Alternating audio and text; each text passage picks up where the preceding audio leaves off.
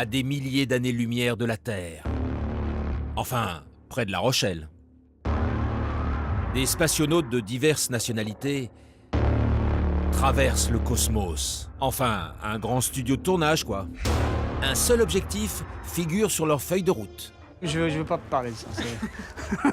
Bah si, parlons-en, nous sommes là pour ça. Mission avec un S, car il y en a plusieurs, nous emmène sur Mars. Un périple interstellaire imaginé par Julien Lacombe. Le réalisateur de Derrière les murs délaisse donc un temps le cinéma et le fantastique pour se tourner vers la SF et le petit écran. C'est OCS qui avait demandé à mes chers producteurs s'ils n'avaient pas une idée de série dans l'espace. J'avais déjà proposé un sujet qui se déroulait dans l'espace qui était un huis clos aussi, puisque c'est plus ou moins un huis clos. Et du coup, j'ai transféré pas mal de thématiques. En grand fan de science-fiction, de SF, aussi bien au cinéma qu'en bouquin. J'ai transféré un grand nombre de thématiques liées à l'intelligence artificielle, à la post-humanité, enfin, toutes les choses qui sont liées finalement à une série qui se déroule dans l'espace. Et une série qui se déroule dans l'espace en France, il n'y en a pas beaucoup. Ok, allez, action. Un pari osé et d'autant plus attrayant.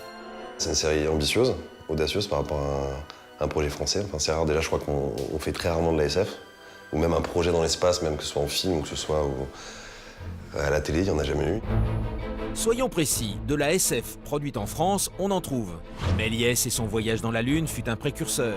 Roger Vadim proposera plus tard son Barbarella, et même les nuls ont fait leur virée dans l'espace. Sauf que tout est souvent sur le ton de la parodie, alors que dans Mission, c'est du sérieux.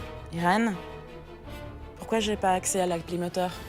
Il y a finalement aussi quelques petites parties de comédie dans des situations, mais... Comme la vie, quoi. Ouais, comme la vie. Réalité, je pense. Il y a des personnages en particulier qui portent plutôt ça, pas moi. Je suis très sérieuse, moi. Lui, un peu plus. Vous lui avez appris l'humour? Oui, je crois, mais pas à ce point.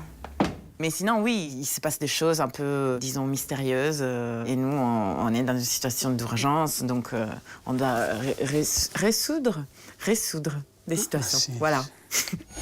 Avec des références comme Alien ou le récent Seul sur Mars, Julien Lacombe sait qu'il met la barre très haut. Il a donc mobilisé ses troupes pour se donner les moyens de ses ambitions.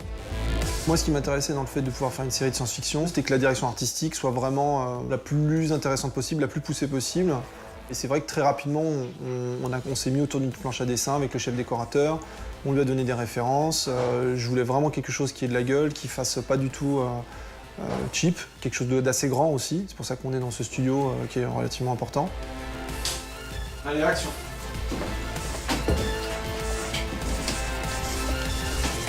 Ok, c'est bon, j'ai reconfiguré les boots. Il vient de faire. Ok, vas-y, lance. Je vais faire. Allez, vas-y, ma belle. Réveille-toi. Salut. Tac. Ok. Là, je prends l'énergie orgasmique de l'univers. Ouais. Ensuite. Ensuite, il va dire ah coupe, tu tires trop là. Les producteurs ont beaucoup investi dans ce décor et on est sur un décor qui est pas du tout un décor de petite série. On est sur des budgets qui sont plutôt de grosses séries, voilà, sur la construction de ce décor. Le décor est dingue, vraiment. Enfin, se retrouver complètement fermé dans un vaisseau, il y a quelque chose d'hyper anxiogène. Et finalement, c'est ce qui doit se passer dans la série, donc il y a un côté... je pense que ça va fonctionner par rapport à ça. Caméra. Ok, action! Il y a un côté huis clos, mais en même temps, on ne voulait pas que la série se déroule uniquement dans un vaisseau parce que ça pouvait être claustrophobique et qu'on avait besoin d'avoir des extérieurs, des scènes qui se déroulent dans l'espace. Donc très peu de scènes en extérieur, mais quand il y en a, il faut que ça envoie. Pas encore d'image en apesanteur, les responsables des effets spéciaux travaillent en ce moment d'arrache-pied et croyez-nous, Star Wars n'a qu'à bien se tenir. Lancement prévu des 10 épisodes de 26 minutes en début d'année prochaine. Quant à nous, on enchaîne vite.